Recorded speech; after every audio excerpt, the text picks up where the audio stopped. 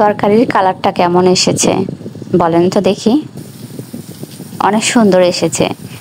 নিজের তরকারির প্রশংসা নিজেই করছি, এরকম না হলে হয়? তো কেউ যখন প্রশংসা করার নেই তখন তো নিজের তরকারির প্রশংসা নিজেকেই করতে হবে, তাই না? তো আসসালামু আলাইকুম সবাইকে। সবাই কেমন আছেন? আশা করছি যে যেখান থেকে আমার এই ভিডিওটি দেখছেন সকলেই অনেক ভালো আছেন এবং সুস্থ আছেন। আলহামদুলিল্লাহ, আমি অনেক ভালো আছি। এর আগে একটা ভিডিওতে আমি দেখিয়েছিলাম যে আমি কচুর ডাটা কিভাবে, মানে কচুর ডাটা ওঠানো দেখিয়েছি, কিন্তু ডাটাটা কিভাবে খাই তো সেটাই আপনাদের সাথে শেয়ার করব। আমি কিভাবে রান্না করি সেটাই আর কি আপনাদের সাথে শেয়ার করা।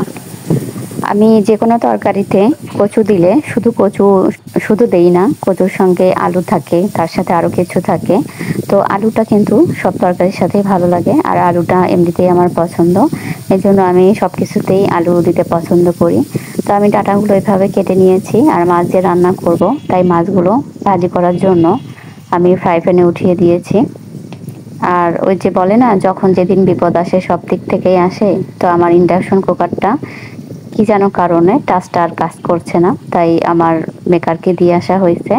আর এখন আমি ভাবলাম যে আচ্ছা, আর হচ্ছে আমার গ্যাসের চুলাটা মাঝে মাঝে কাজ করতেছে না, বুঝলাম না কি হয়েছে।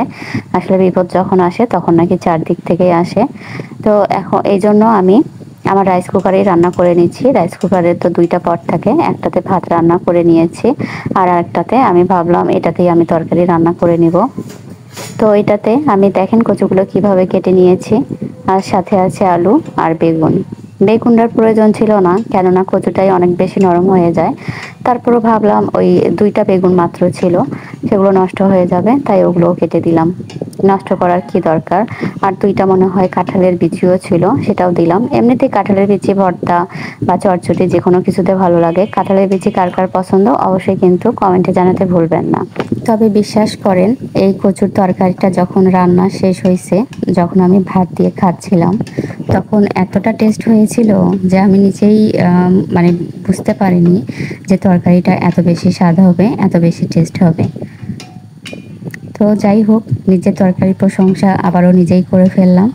ভালো হলে তো ভালো বলতেই হবে, তাই না? যেদিন খারাপ হয় সেদিনও আবার আমি বলি যে আমার তরকারি ভালো হয়নি। তো তরকারিগুলো আমি মেখে নিলাম, তারপর কষানো হয়ে গেছে বলতে কষানো হচ্ছে আর কি, এখনও চলছে। আর কিছুক্ষণ হলেই তরকারিটা নামিয়ে নিব। এর মধ্যে আদা রসুন জিরা বাটাও আমি দিয়েছি।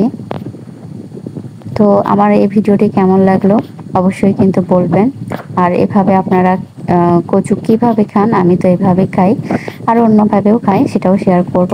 তো আজকের মতো এখানে বিদায় নিয়ে নিচ্ছি। খোদা হাফেজ, আসসালামু আলাইকুম।